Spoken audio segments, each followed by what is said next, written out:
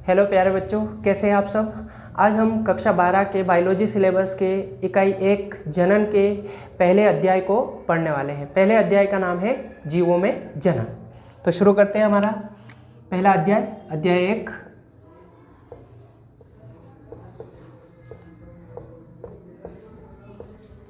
जीवों में जनन।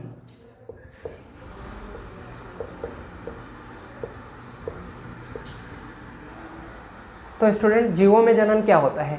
जीवों में जनन मतलब कोई भी जीव अपनी प्रजाति को अपने ही समान नई जाति नए संतान को उत्पन्न करके अपने वंश को चलाता है, उसे हम जनन कहते हैं। तो स्टूडेंट, इसमें सबसे पहले हम पढ़ेंगे जीवन अवधि। तो जीवन अवधि क्या होती है। जीवन अवधि क्या होती है। जीवन अवधि मीन्स लाइफ स्पैन। तो लाइफ स्पैन क्या होता है। लाइफ स्पैन या जीवन अवधि किसी भी जीव के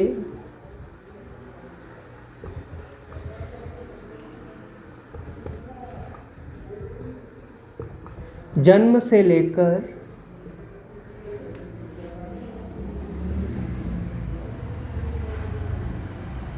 प्राकृतिक मृत्यु तक का समय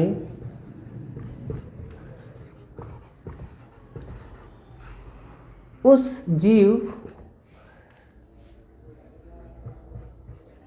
का जीवन अवधि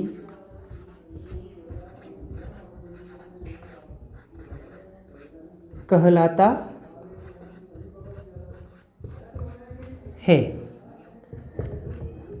तो स्टूडेंट, आपको समझ में आया जीवन अवधि क्या होता है। किसी भी जीव के जन्म से लेकर प्राकृतिक मृत्यु तक का जो समय होता है उसे हम क्या कहते हैं, जीवन अवधि कहा जाता है।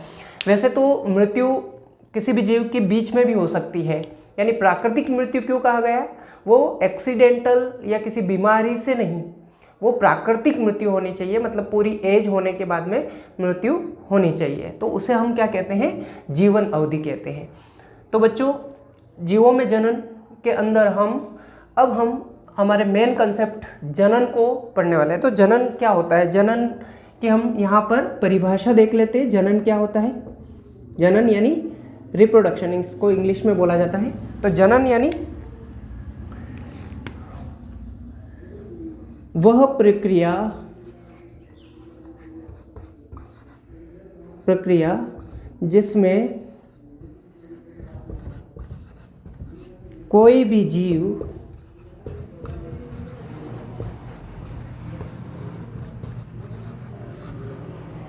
अपने ही समान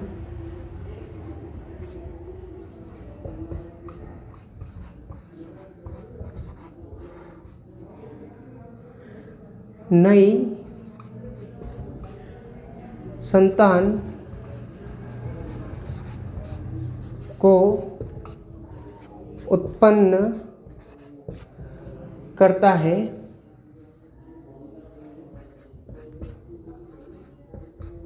जनन कहलाता है।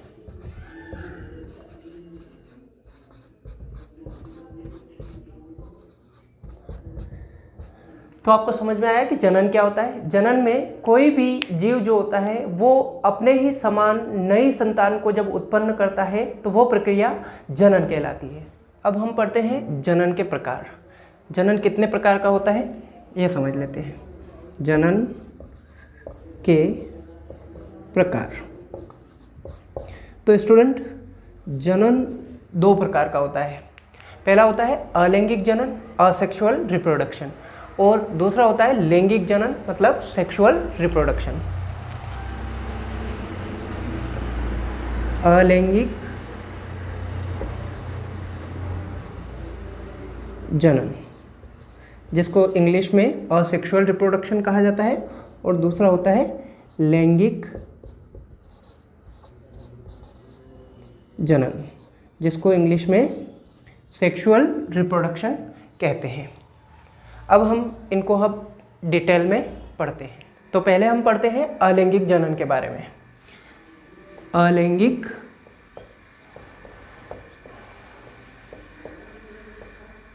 जनन। तो अलैंगिक जनन क्या होता है? अलैंगिक जनन वह जनन होता है जिसमें केवल एक ही जनक की आवश्यकता होती है। अलैंगिक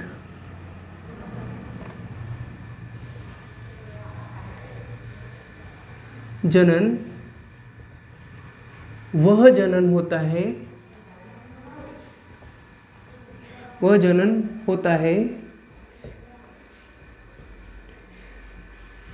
जिसमें केवल एक ही जनक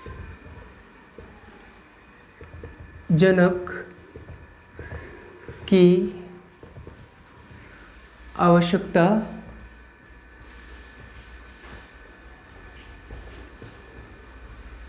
होती है। तो अलैंगिक जनन क्या है? ऐसा जनन जिसमें केवल एक ही जनक की आवश्यकता होती है और इसमें हमेशा ये क्या बनाते हैं? ये हमेशा क्लोन बनाते हैं। क्लोन बनाते हैं। क्लोन मतलब क्या होता है? क्लोन यानी हूबहू अपने ही जनक के समान कोशिका बनाते हैं, अर्थात हूबहू ये अपने ही जनक के समान होते हैं। तो अलैंगिक जनन में केवल एक जनक की आवश्यकता होती है और ये हमेशा क्लोन बनाते हैं, क्लोन निर्मित करते हैं और ये इनकी जो कोशिका होती है, नई जो संतान उत्पन्न होती है, नई जो संतान बनती है, वो हूबहू अपने ही जनक के समान होती है। मतलब ये अपने ही समान नए संतान को उत्पन्न करते हैं।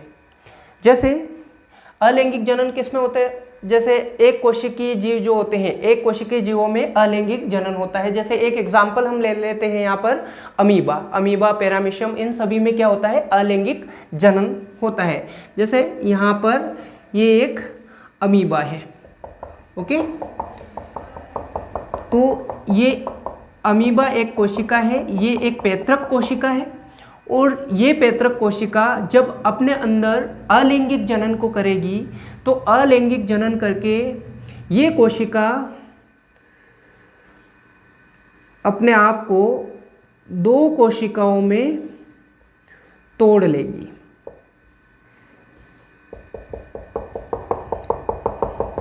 और अंत में दो नए अमीबा का निर्माण यहाँ पर हो जाएगा। तो एक ही कोशिका से दो नए अमीबा का, यहाँ पर एक अमीबा कोशिका से दो नए अमीबा कोशिकाओं का निर्माण होता है। तो ये किस जनन के थ्रू होता है? अलैंगिक जनन के थ्रू होता है। अब हम चलते हैं लैंगिक जनन की ओर। लैंगिक जनन क्या होता है? लैंगिक जनन, तो लैंगिक जनन में दो विपरीत जनकों की आवश्यकता होती है। दो विपरीत जनकों की आवश्यकता होती है और इसमें जो नई संतान बनती है वो अपने पैतृक कोशिका के समान नहीं होती है, इसमें विभिन्नता पाई जाती है। तो लैंगिक जनन में दो विपरीत जनकों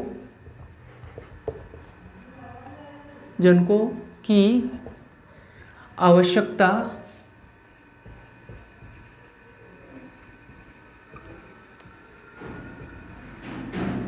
होती है।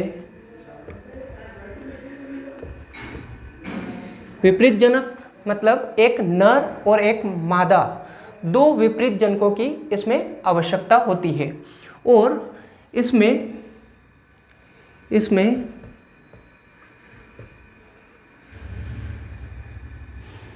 जो संतान बनती है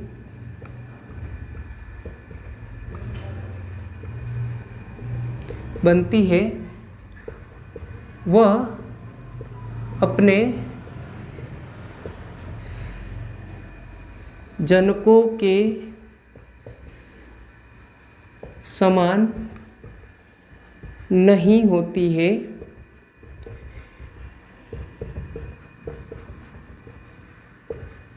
उसमें विभिन्नता पाई जाती है। विभिन्नता यानी वेरिएशन।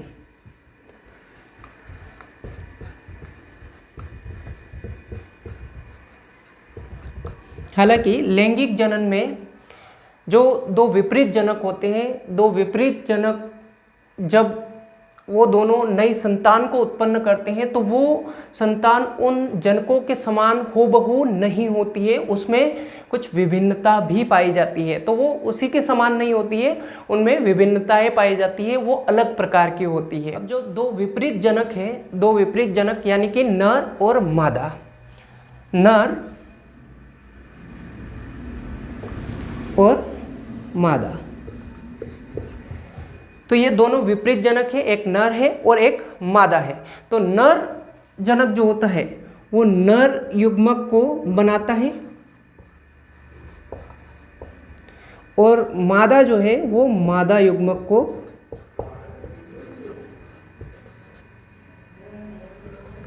को बनाते हैं। अब ये नर युग्मक और मादा युग्मक जब आपस में मिलते हैं, नर और मादा युग्मक जब आपस में एक दूसरे से मिलते हैं तो इस प्रक्रिया को हम निषेचन कहते हैं, निषेचन कहते हैं। और इसके दौरान एक नई कोशिका युग्मनज या जाइगोट का निर्माण होता है, जाइगोट का निर्माण होता है। ये नर युग्मक और मादा युग्मक दोनों अगुणित कंडीशन में होते हैं, मतलब इनमें गुणसूत्रों की संख्या अगुणित होती है, इनमें जोड़ों में गुणसूत्र नहीं पाए जाते हैं, जबकि जाइगोट में गुणसूत्र जोड़े में पाए जाते हैं। युग्मनज आगे विकास करके भ्रूण का निर्माण करता है, भ्रूण ये भी द्विगुणित होता है, युग्मनज और भ्रूण द्विगुणित होते हैं। तो स्टूडेंट आज के लिए बस इतना ही। अगले वीडियो में हम अलैंगिक जनन की विधियाँ पढ़ेंगे। तो तब तक के लिए have a nice day and good bye.